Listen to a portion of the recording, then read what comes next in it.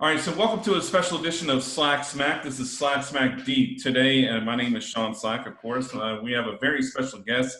This young man had an amazing career in a variety of sports, most notably as the American football player and NBA basketball player. He played Division I college ball at Florida State University as a quarterback and led that team to the national title in 1993. That same year, he won the Heisman Trophy for the best college player, as well as the Davy O'Brien Award. He then went on to play professional basketball for the New York Knicks, where he helped lead that team to the NBA Finals in 1999. In 2006, he was elected to the prestigious College Football Hall of Fame, and currently donates a lot of time and energy to various charitable organizations as well as his own foundation, which we'll get into later. Let's take a few moments and learn a little bit more about Charlie Ward. Author, former Heisman Trophy winner, and former Knicks point guard Charlie Ward. The infamous Heisman Award winning Charlie Ward. One of the greatest college football players in the history of the game, Mr. Charlie Ward, Florida.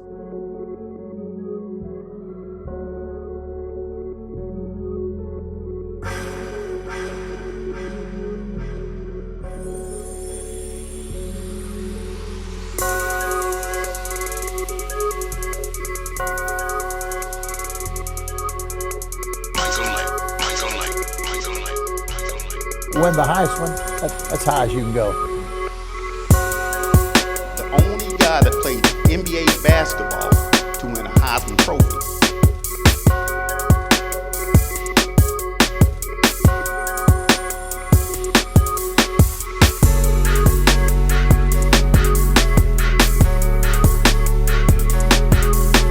One thing I did appreciate is coaching you guys up, trying to do it against me.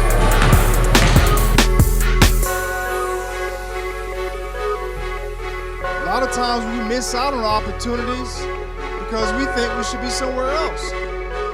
So it's important that we all understand that we got to trust the process.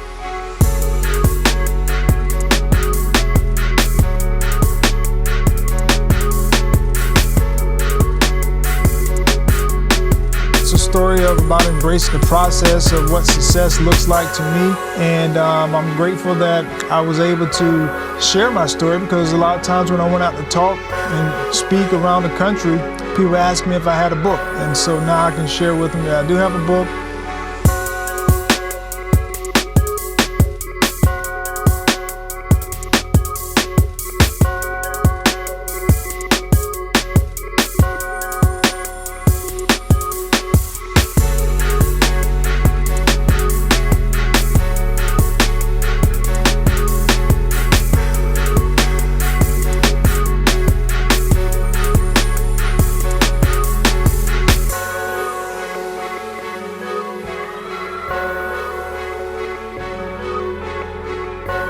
Charlie Ward has already done so much, and he ain't through yet.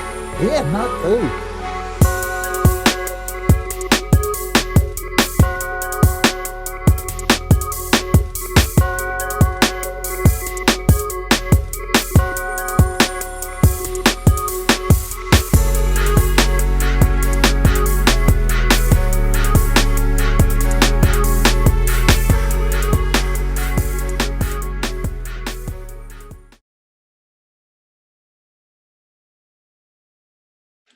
Okay, so first of all, Charlie, it's an amazing honor to meet and have you on the show. As I discussed with you a little bit earlier, as a former player in the state of Florida, I'm intimately familiar with your exploits. So this is a big thrill for me. Welcome to the show.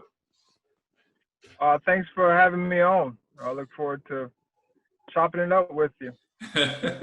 So, Charlie, before we get into your career, let's talk a little bit about your childhood and family. Where did you grow up? And talk about some of your family, brothers, sisters, so on and so forth.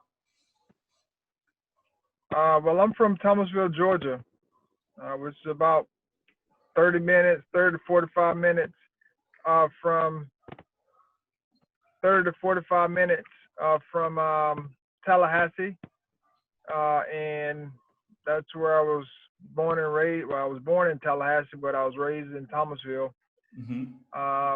But I have 4 sisters and 2 brothers, and my parents have been married for 55 plus years. So, wow, we have a pretty stable group, but loving family, and I'm grateful that I have a lot of siblings to be able to call family, and that's kind of how I was raised. Both of my parents were educators, so pretty much all of us went to college in some form or fashion to because that's what we believed in, and all of my siblings are doing well. That's amazing. That's amazing. And congratulations, by the way. Wow, 55 years. That's amazing. And you yourself, we were going to talk about that, but you recently had a wedding anniversary as well. How long is your wedding anniversary? I've been married to my wife Tanja for 25 years. Wow. So we've been married for 25 years, and we're both turning 50. She turns 50 next week, and I turn 50 in October. So we're going to have a vow renewal after or right before my birthday, and so looking forward to that. Been with one woman for 25 years, half of my life. So it's been a great journey. That's an amazing accomplishment, and congratulations to you both. And wow, to renew your vows and things, especially being right around your birthday, man. I mean, I'm 48. I just turned 48 in April, so man, time flies. I mean, it seems like yesterday we were chopping it up on the field, but it's amazing. But so congratulations to you for that. That's amazing. Thank you. Now, Charlie, you're widely known as simply the athlete. I mean, you're well known for playing obviously basketball and football, but you also played baseball. You're actually drafted. Even played tennis. So when did you start picking up sports, and why didn't you just settle on just one like most people do? Well, I was born with a gift and of hand-eye coordination, and that was something I enjoyed doing early on in my life. My parents recognized that I enjoyed it. I made everything out of a ball and made it a ball. Made everything a hoop. It was just one of those deals where I just enjoyed it, and it came easy to me. And of course, when things come easy to you and you're passionate about it, it's what a friend of mine calls easy work because you're passionate about it. And so I've been playing sports, for a long time. I mean, we made up games. Had a basketball hoop in the backyard. Had friends in the neighborhood. We played football and stickball, and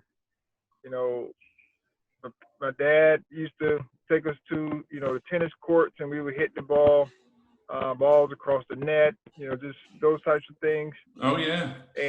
But I just enjoyed sports. Being an athlete, that was something that I wanted to do and I enjoyed doing, and I did. But of course, I had to become a student athlete early on because if I wanted to play, parents said if I wanted to play, I needed to make sure I got my grades and those types of things up. So I did whatever I needed to do to make sure that I was academically in good standing so that I could play. And that's why I enjoy playing all sports, and I chose to continue to play two sports in college because it was a matter of opportunity. I was grateful that Coach Bowden allowed me to play basketball while in college, and I kind of got my start playing basketball at Florida State. Outside of being a punter, my freshman year, true freshman year. My second year in college, I got an opportunity to go out and play basketball full time. So that was where I was able to, establish myself as a basketball player, and that gave me a leg up when it came to the following years because I was able to establish myself as a basketball player that one year that the expectation, my expectation, and the coach's expectation was for me to continue to come out each and every year, because I was an intricate part of the basketball team at that time. So a lot of times when a two-way player is playing his second sport, he normally doesn't get an opportunity. And so that's one of the reasons why most people don't stick it out, is because they feel like they're not getting enough time on the court, playing time. Right. And they could be doing something to better themselves in the one sport that they may be on scholarship for. So I wasn't that guy, because I was able to establish myself as a basketball player, and I was getting an opportunity to play a lot. So I was, doing the things that I enjoyed doing. That's great. That's great. Now let's talk about FSU for a second. Now, I'm sure you don't remember this, but I actually met you near Burt Reynolds Hall. I was actually being recruited to play there, and I'm sure you remember Coach Amato. Coach Amato. I'm sure you remember him. It was a great visit. Florida State had a great team. The thing that sold me with UCF, they were just selling play now, so I ended up going to play there. But what led you to go to play at FSU? Now, obviously, you live in that area, but what are some of your fondest memories there as well? Well, Coach Bowden was one of the main reasons, because he had allowed Brad Johnson to play basketball. And so that was something I wanted to do. And he was one of the only coaches that at that time that allowed a football player to go and play basketball. Most times it was okay for a football player to go play baseball or run track, because the seasons didn't really, overlap. But he allowed Brad to do it. And I was like, he told me I could do it, and he's an honest man, Christian guy. So I felt like he would, honor his word. So that was one of the reasons why I chose. And then it was close to home. It was a good school, close to home. So where, people could come from my hometown and support me once I started to play. And also get a chance to see my family a little bit more. So that was some of the things that I, that attracted me there. And then once I got into school, I had to, figure out my major and all of that, but that was an afterthought. Sure. And I can appreciate that. I mean, playing at home, like I said, I grew up in Orlando, so playing at home is definitely a big selling point. So, in 1993, like we talked about a little bit, you had a banner year. You won the national title, beat Nebraska.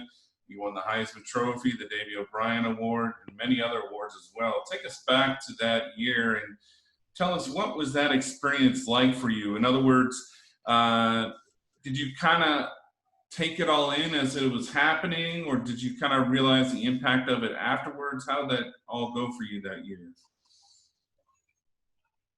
I mean, it was a great year overall, not just because of the awards, but we had a very good season as well. Outside of the loss to Notre Dame, right. We pretty much had a great run. We were 12-1 that year, but it was just great because the guys that were on our team, we had been together for quite some time. The seniors, we had stuck it out from first year to the end. And that was just, a great opportunity for us as seniors, and even some of our juniors who had been there redshirted, some played, but we had a good group, and we were afforded the opportunity to play for a national championship, which is always great. That's your goal each and every year. That's everyone's goal is to play for a national championship. And we were afforded the opportunity to win, blessed to be able to win the championship, which is, great as well. But, those are great memories and things you look back now, you can, appreciate it even more. I appreciated the things that I was able to achieve and the team was able to achieve during that time. But of course now, being almost 30 years removed, is history. It's in the history books, and those memories continue to keep coming back up as long as you live. I mean, even after you pass away, they'll still be there. Yeah. But I'm just grateful that I was able to take advantage of the moments and enjoy the moments. And now that they're history, it's great to be able to share that with your kids. Yeah, that's got to be a big thrill. And, the fact that, nowadays with technology and everything, you can go back and pull up highlights and be like, hey, take a look at what your dad used to do. That's got to be a huge thrill for you. So that's amazing. Now, you moved on to play for the New York Knicks under legendary coach Pat Riley to begin with, and then with Jeff Van Gundy. Your team was old school, man, and you were allowed to play physical defense. I mean, that was when basketball was a completely different entity back then. So that being said, what is your take on the comparison between the NBA during your time and now? Because it's really getting a reputation of being a softer, more offensive-driven kind of league. What's your take on that? It definitely is different because the rules are different. There's nothing wrong with improving the game, trying to make it more appealing to those that are watching. The reason why they instilled a shot clock was because it was not appealing to those that were watching it at the time. And so, I mean, it's great that we can evolve, as a sport to be able to, make it more appealing to those that are watching it. And so, when you look back at the Jordan, documentary, The Last Dance, some of those games were 80 and low 90s and 80s. Yeah. They were competitive games, but it was just different times. Defensively, you can do certain things. It was more physical. And, now the physicality is, is more free-flowing. There's penalties for just the nasty attitudes or nasty play. But during my time, that was the norm, Right. But like I said, they've evolved, and you normally don't have as many fights now. During the time when I was coming through, and even a little bit before me, Woo. it's like a free for all. Yeah. There was a lot of fights, but they've cleaned that up, and so I think that's something that the fans enjoy more, especially in basketball. Now, if you're in hockey, that's something totally different. But basketball, you don't see as many fights, like brawls or what have you. And so because they're heavier fines, and guys just, want to do the right thing for their team. Sure. Stay on the floor. So I just think it's, it's, I enjoy it, free flowing. And you still can play defense. The teams watching in playoffs today, but offensive players have gotten to a point where everyone can put the ball in the basket. And, and it's, when you have that, you're going to be able to score a lot of points.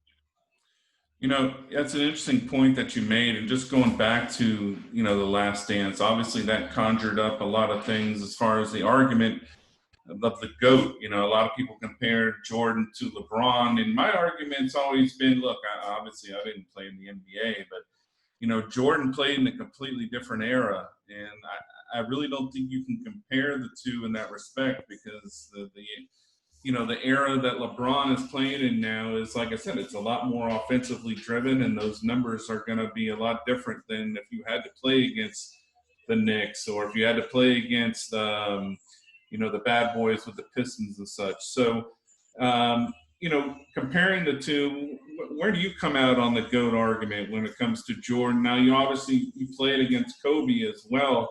How would you rank those three players?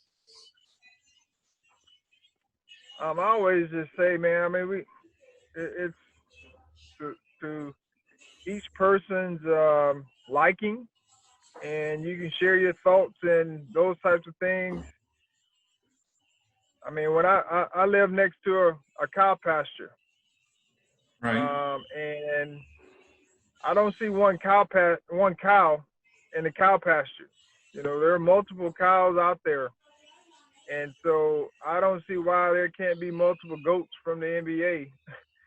We want to talk about the greatest of all time. There are plenty of those guys to be named, and so I don't see why we can't just all put them in, that category. And you can make your arguments and all those types of things, which is great for ratings and argument's sake. But I'm in the in the school of why can't we just have a big area, a big pasture where we put all these guys in it, and because they're all great, the greatest of all time. Because there's a lot of guys before I got in the NBA that should be mentioned in those. Like Oscar Robertson was one of the best. Oh yeah. Dr. J during his time, one of the best. And so they all, had, great moments, great careers. And I think they all should be, just keep throwing whoever you want in that mix. Just put them in there. Yeah, that's a great take. I agree with you. Now, there was a story out there that you actually were contacted to be Joe Montana's backup quarterback with the Kansas City Chiefs back in the day, and you're still the only Heisman winner to play in the NBA. Do you regret not pursuing a career in the NFL? And do you think in today's NFL market you would have had a better opportunity to showcase your skills considering the types of offenses that are out there now with the spread and so on? No, I don't regret not pursuing the NFL. There may be others that may regret for me, but I don't. I had a very good career, 11 years in the NBA. Got an opportunity to play in New York. Was for the Knicks for 9.5 years, and didn't have to move. Too often as a role player, so that was a great blessing. And I just, I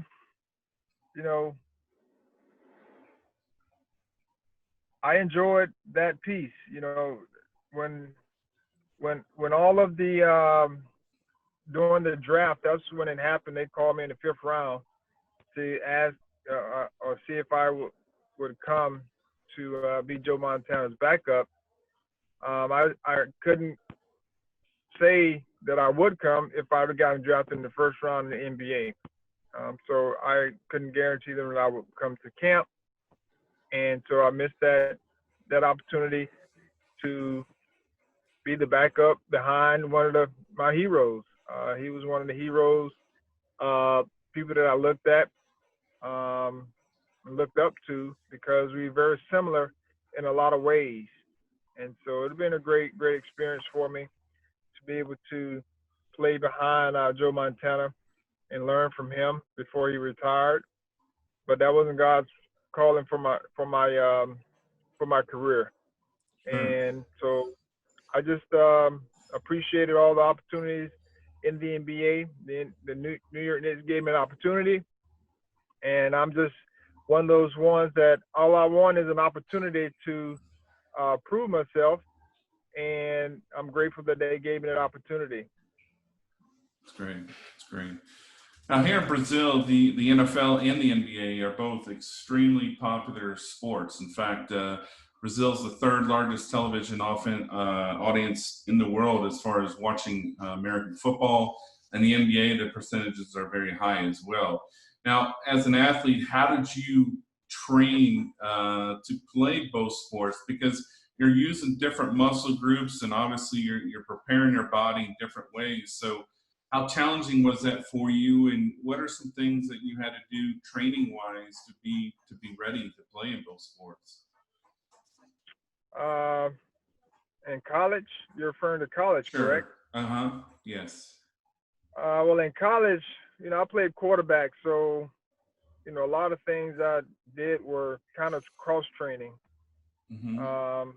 When it came to, but I did a normal. Back then I didn't really train for basketball. I was more so training for football, and so I was always in football shape going to play basketball, except for the 1 year that I played. When I went full time and played basketball, and I got in basketball shape during that time, and Makes so sense. so I really didn't do. I mean, it is the training for multiple sports has definitely improved over the years.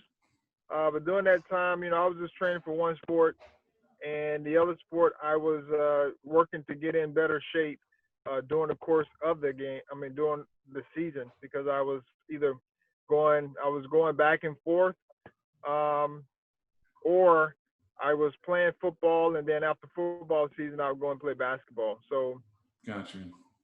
the more the training came from, just as far as basketball is concerned, was just understanding the game and getting in better shape, basketball shape, because football shape and basketball shape are totally different. Yeah, there's a lot more, I would imagine, conditioning, especially on the basketball end, because, I mean, you're running up and down the court, at least you get a little bit of a pause with going into the huddle and so on, but even playing quarterback, you're still sucking wind, having to spew out the plays and everything else. So there isn't that much difference that way, but I got to imagine that was incredible to be able to do both of those. Wow. Now, the WFLA, the Women's Professional Football Association, is a new league that begins play in May of 2021. And as a former star player, I'd like to get your opinion on women's professional football. This is full pad football. What's your opinion on that? They're going to be the first league that's going to actually pay their players as well. How do you think that's going to do in the United States and worldwide? I hope it does well. They got professional basketball, in the States that's come on. And I know they have backing they started with backing from the NBA, which kind of helped them, get the notoriety. And then now, they're starting to pay their players, pay the ladies, nice, so that they can stay here more. And so it'll be interesting to see how, there are a lot of leagues that get started, but sometimes it comes down to funding on how they can continue. But hopefully, it'll be something that can stick and give women more opportunities. I'm not sure, where the players would come from, because, just like in the NFL, most of those players come from the collegiate ranks. And so it'd be interesting to see where the players come from as far as the development of the players. I know there are a lot of ladies out there that want to play football, tackle football, and there's really no outlet. In high school, there's flag, and in college, I think there may be flag as well, but not very many female tackle football teams. And so that'd be interesting to see how that develops over the course of time. You brought up a very good point. Lupe Rose, the CEO, she also owns She Beverages. As far as funding, that's not an issue, and that's why they're going to be the first league to actually pay their players. But they also have a lot of involvement with a lot of people, celebrities and professional players, including Ja Rule, who owns the New York team. Excuse me, Plaxico Burress, Jeremy Mincy, for example, are general managers of different teams. I think this is going to be good. Now, as far as getting players, this has worldwide appeal. They're actually bringing players from all over the globe. In fact, there's over 20 players coming from down here in Brazil alone. And I know that they have players coming from Australia, Guam, Portugal, England. So as far as that goes, I think that's going to be fine. But they are in talks, and they do want to help establish programs in schools. That's one of the things they definitely want to do in the future is get the college. So you're bringing up a very good point there. Is get involved with colleges and stuff. So, but would you ever consider, getting into coaching in a league of this nature, especially with your background, or what kind of things are you up to now? I'm currently the head boys basketball coach here at Florida High, which is a charter school from Florida State University. Mm-hmm. And so that's what I'm doing. And I also do, I'm a speaker, speaking engagements, appearances, and those types of things. Sure. I host I'm a co-host on a podcast, Believe in the ACC, with Lloyd Spence. Something we do twice a week, talking about ACC sports. Oh, and great. so those, and also just being a husband and a dad. Sure. And so those are the things that I'm currently doing. But at this time, I'm not interested in jumping into a new adventure because I'm enjoying coaching boys basketball with the group that I have. So that's something, I'm definitely looking forward to doing now. That's great. Speaking of the ACC, I'm glad you brought that up. Like I said, I play at the University of Central Florida, so I'm watching them. They have a big ACC game this weekend. They're playing Georgia Tech that just beat Florida State. And it's going to be, unfortunately, with COVID, it's going to be the only Group of 5 game they had because they had to change their schedule. But there's a very good possibility that UCF is going to run the table again.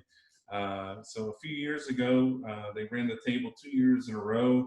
In 2017, they claimed the national championship after beating Auburn in the Peach Bowl. So, going up against an ACC opponent like Georgia Tech, what's your take on this game coming up this weekend in Atlanta with UCF and Georgia Tech?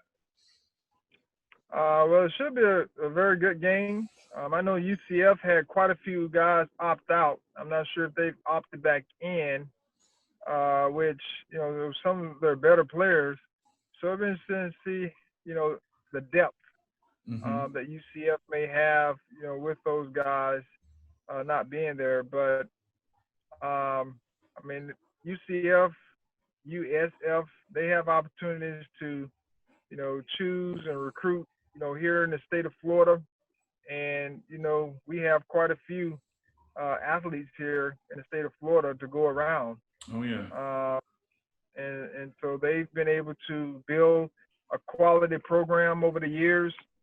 And it'd be interesting to see how they continue to push the needle as when it comes to, playing more ACC teams or SEC teams, consistently. That's the thing that I think gets missing sometimes is, the consistency of playing that type of competition every single week can get to a point where you may run the table in a different conference, but if you're playing in a higher conference and playing more consistent teams that are playing at that same level, it can be, you could have 1 or 2 losses playing, with a similar competition. And so those are things that, sometimes,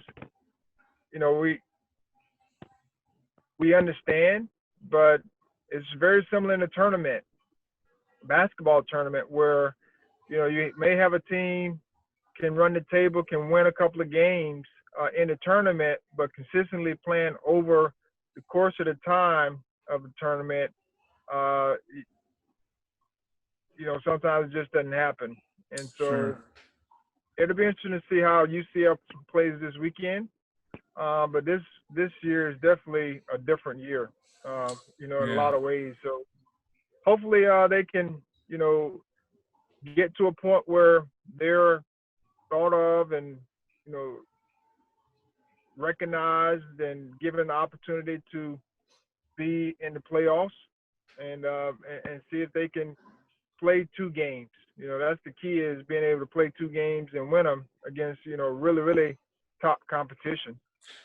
No, yeah, I agree with you 100%. I mean, I think UCF, though, is getting to a point where, especially with their size, I mean, they're the second largest university in the country as far as enrollment is concerned, that, a conference like the ACC should think about picking them up. I mean, because the reality is, as they get better and as they continue to beat these larger teams, they don't want to play them.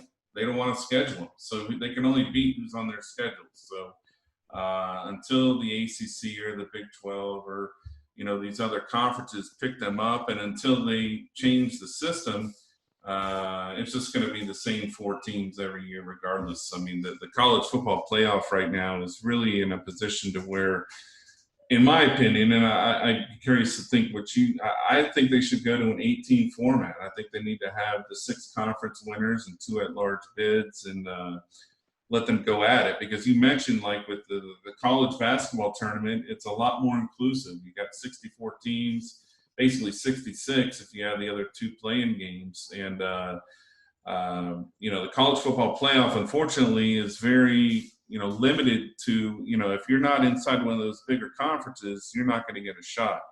It doesn't matter if you run the table or not. So, I mean, this year that they're starting the highest ranking that they've had, they're starting at 13th, so that's going to help. But, again, only having now the one Power 5 conference, scheduled, even though the other teams like Cincinnati and Memphis and such are ranked, it's going to be doubtful that they're going to be able to climb up into that top 4. So what do you think about expansion of the playoffs? Do you think they'll eventually get to that? Well, I'm sure, there'll be some talks and trying to figure it out, but I'm not sure how soon that would happen, as far as expanding the playoffs. And I don't. When there was 2 teams, there was complaining about there was only 2 teams. Right. Now there's 4 teams. It's complaining about 4 teams. And if it's 8 teams, then it's going to be complaining about, why can't we get a tournament like the, FCS? The 18, so, we'll get 16 teams in, and, they play a certain, the whole deal. So I just think it's definitely going to be an evolving complaint from those who may not be a part of it. And yes, I do think there should be some talked about some form of expansion to be able to include more, schools. But at this time, I don't think that's going to happen. Sure. I get that. Just a couple more questions, man. I'll let you go. As you think about some of the players and such that you play with, you all been in locker rooms for a better part of our career. We all had pranksters and jokesters. And who were some of the biggest pranksters or jokers in your career? And can you share any of those stories in your locker rooms, whether it be NBA, college, what have you? I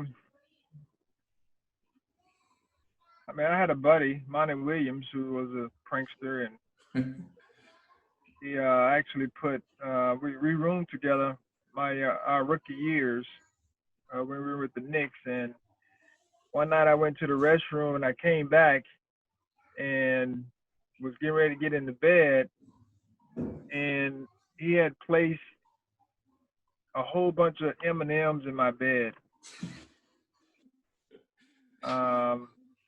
Just because. Was it underneath the sheets or actually on the top? Or No, it was underneath the sheet. So did you get on? Did you see it beforehand, or did you actually lay down and you're like, well, what the hell is this? You know? No, I saw it beforehand, but it was just irritating because there was a bunch of them. Yeah, wow, I can imagine. That's awesome. Okay, so we have a section that's called the Slack Attack Rapid Fire, and we'll let you go. It's a quick 5 questions here. So, cups of coffee in the morning. 0. 0, no coffee, okay. Favorite football movie? Facing the Giants. I saw that. That's a good flick, man. That's the one where the coach makes the kid go like 100 yards in a crab with another kid on his back, right? That's the one? Yeah. Correct. Yeah, that's a good movie. An NBA title or Super Bowl title? NBA title. Favorite food in New York?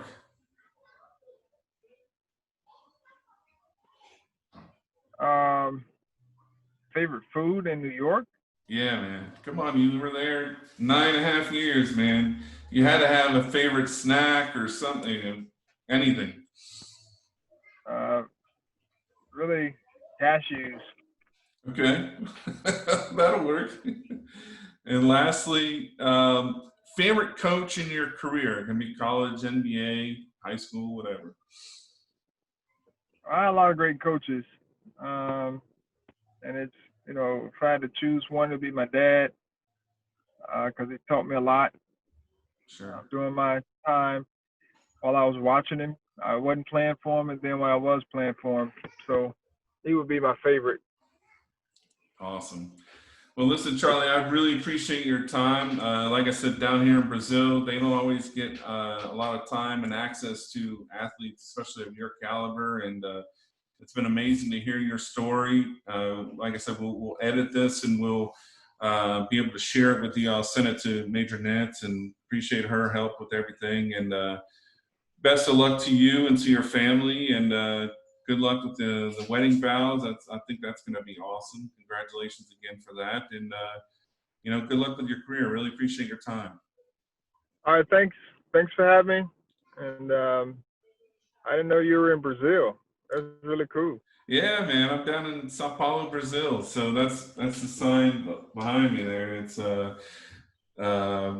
so we do this show from here, but again, I have my guys up in Alabama that usually with Digital Motion AV that handle this, but things are different with the hurricane and everything this week. So, but this is going to be great for our fans and stuff down here to learn more about you and see more about your career and stuff. They'll be real excited.